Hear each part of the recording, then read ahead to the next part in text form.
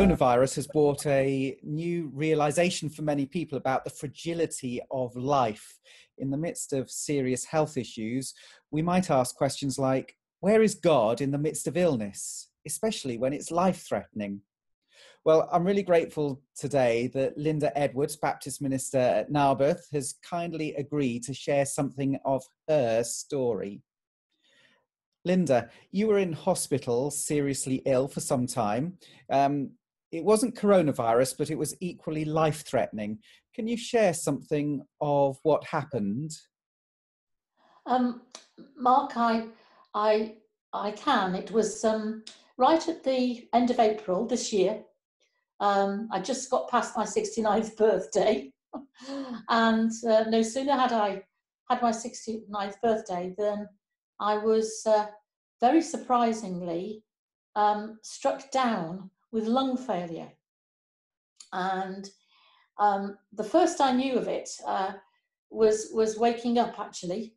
That's how difficult it was and how sudden it was. And I only know this in retrospect, because I don't remember a thing about it. All I knew, I had a tiny glimpse of someone trying to help me into some vehicle, but that's all. And I woke up almost 2 weeks later, having put in an induced coma. And the doctor told me that I'd had severe lung failure. They'd found a shadow on the lung, but it wasn't COVID. They tested me twice and it wasn't COVID. And I woke up with about 12 tubes in me. All kinds of things going on, up my nose, in my neck, a tracheotomy. The first I knew of it was coming round, as it were. That was my external experience anyway. So I can't tell you much about it, except the suddenness was shocking for my husband and for everybody around me. I didn't expect it, and neither did they. And for a while, it was touch and go about whether you would survive. Indeed, that's what I learned in retrospect, yes. Even in the ambulance, they couldn't get oxygen down me quick enough. The doctor at the Withybush Hospital in Haverfordwest, Dr. Hassan, I think it was, he told me that twice they thought I'd gone or almost lost me.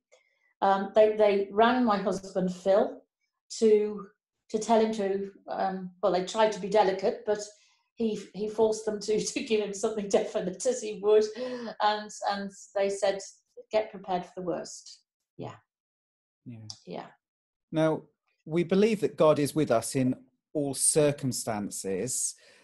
How did you experience the presence of God with you in that time?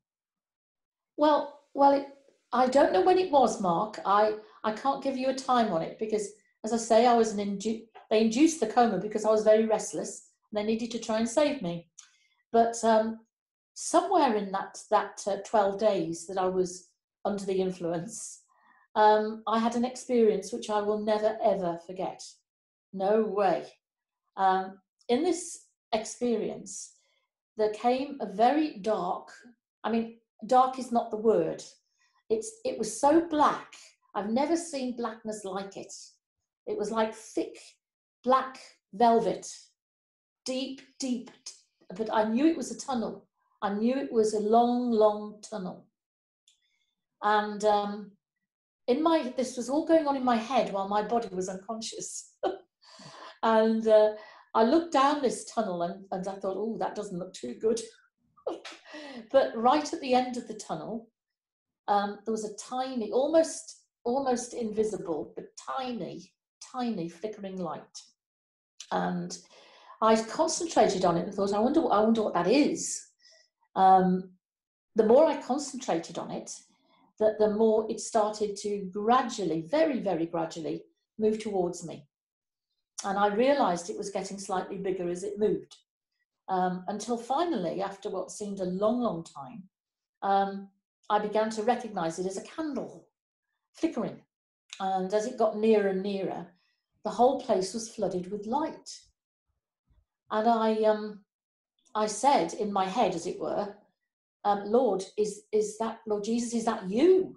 I didn't know. I mean, there are many lights in the world, and I'm not used to these experiences. So I asked whether it was him. Now, what happened next, I feel, was for me, and for me personally. And he answered me in Greek, New Testament Greek. "I'm the light of the world." And I thought, oh, I know the end of that verse in John.